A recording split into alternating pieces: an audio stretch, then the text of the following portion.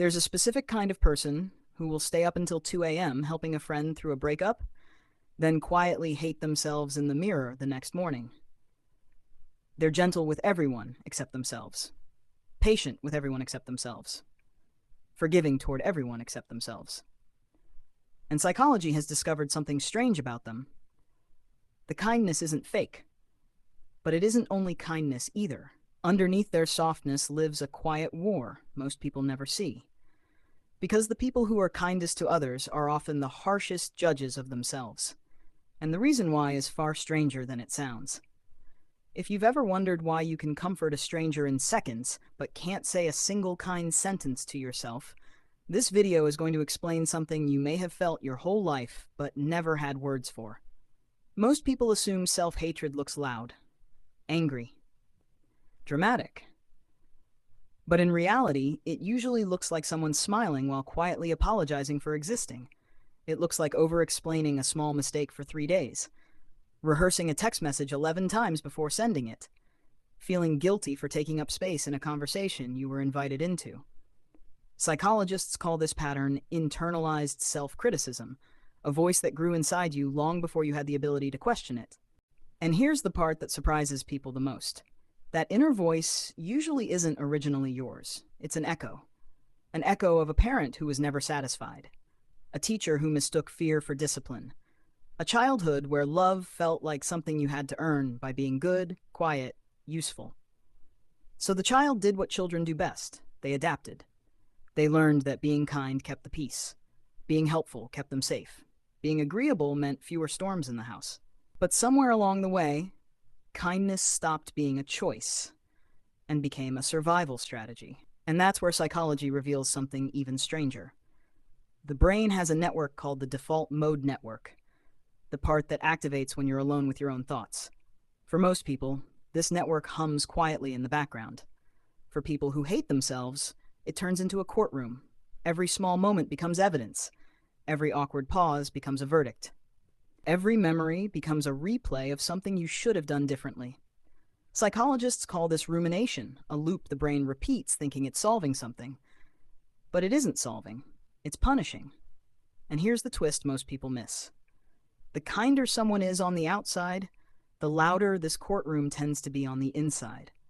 Because they've spent years training themselves to notice other people's feelings. So they became experts. Emotional radar systems that never turn off. But radar that's sensitive picks up everything, including their own imagined flaws. There's a cognitive bias called the spotlight effect. It's the belief that everyone notices your mistakes as much as you do. But for people who hate themselves, the spotlight never turns off. So they overcorrect, they over-apologize, they overgive, they over-listen. They become the friend everyone leans on, while quietly leaning on no one. But there's a deeper reason too. And this is where it gets uncomfortable. Being kind to others gives them a feeling they can't give themselves. Worth. If they can't love themselves directly, they love themselves indirectly, through the eyes of people they take care of. Their kindness becomes a mirror. And when the mirror smiles back, they feel for a moment that maybe they aren't as unlovable as they secretly believe. But the moment the room empties, the mirror goes dark again. And that's when the strangest paradox appears. They can believe, with total certainty, that other people deserve compassion after making mistakes. But they cannot extend that same logic to themselves. Not even a little.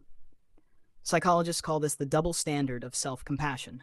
Same situation, same mistake, completely different verdict, depending on who made it.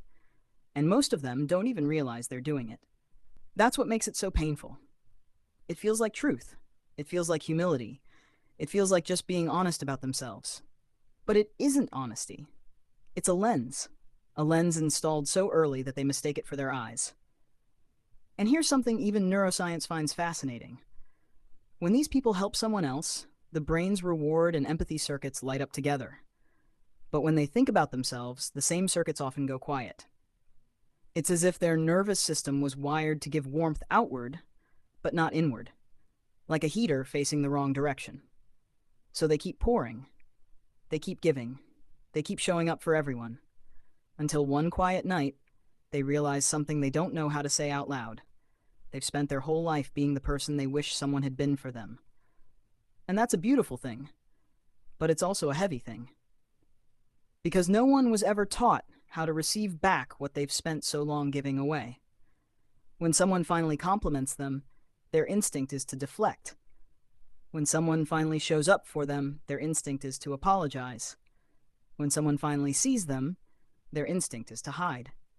Because being seen, really seen, feels dangerous to someone who spent years hiding behind their own kindness.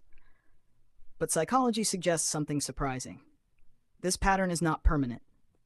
It's learned. And anything learned can slowly be unlearned. Self-compassion isn't loud. It doesn't arrive like a revelation. It arrives like a small pause before you say something cruel to yourself and choosing something softer instead. It's saying, I would never talk to my best friend this way, and letting that sentence sit long enough to change something. It's realizing that the person you've been hardest on your whole life is the same person who was just trying to survive being a child in a world that didn't always feel safe. And maybe the kindness you keep giving away has always been meant for you too. You just didn't know you were allowed to keep some. So here's the quiet question worth sitting with tonight. If you spoke to yourself the way you speak to the people you love, how different would your life feel 1 year from now?